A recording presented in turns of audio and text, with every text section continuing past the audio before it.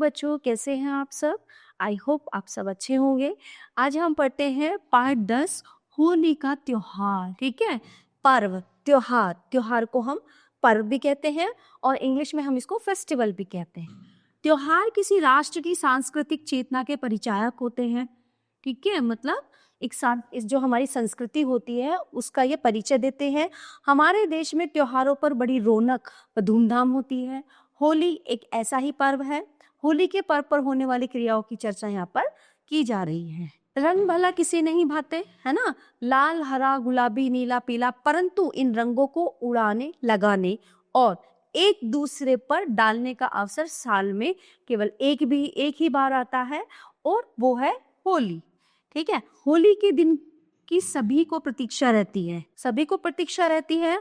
और हो भी क्यों ना, ये दिन मस्ती और उमंग का दिन जो है। होली का पर्व हर साल फागुन के महीने में आता है।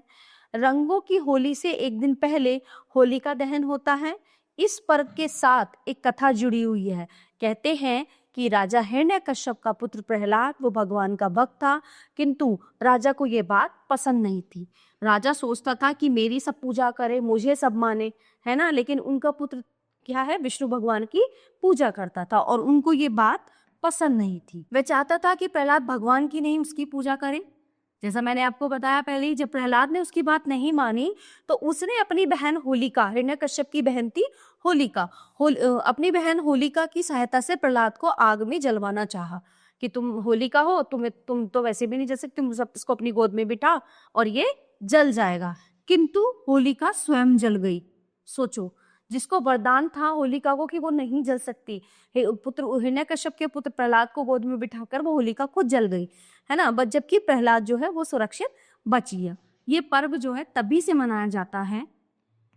होलिका दहन से अगले दिन रंग खेला जाता है। बच्चे पिचकारियों में रंग भर कर एक दूसरे पर डालते हैं। चारों ओर हंसी खुशी का वातावरण छा जाता है।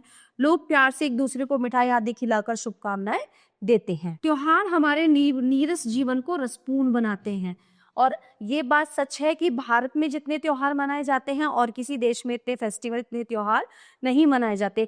पूरा साल हर महीने कुछ ना कुछ त्योहार, कुछ चीजें, कोई नवरात्रे, कभी रक्षाबंधन, ये चीजें चलती रहती हैं, जिससे क्या रहता है, रस, उल्लास और रस हमारे जीवन में बना रहता है। किंतु कुछ लोग इस दिन मदिरा पान करके झगड़ा करते हैं, ये भी सच है।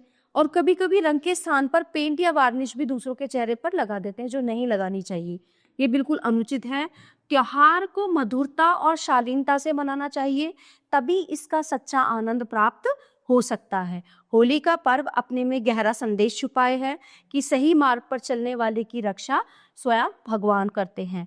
किंतु ये बात बिल्कुल सच है, जो हम सही रास्ते पर चलेंगे, सही चीजें करेंगे तो भगवान हमारा साथ हमेशा देंगे।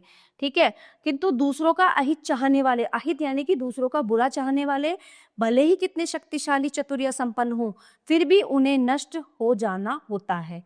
होली के रंगों की तरह आपस में मिलजुल कर रहना ही हमें सीखना है।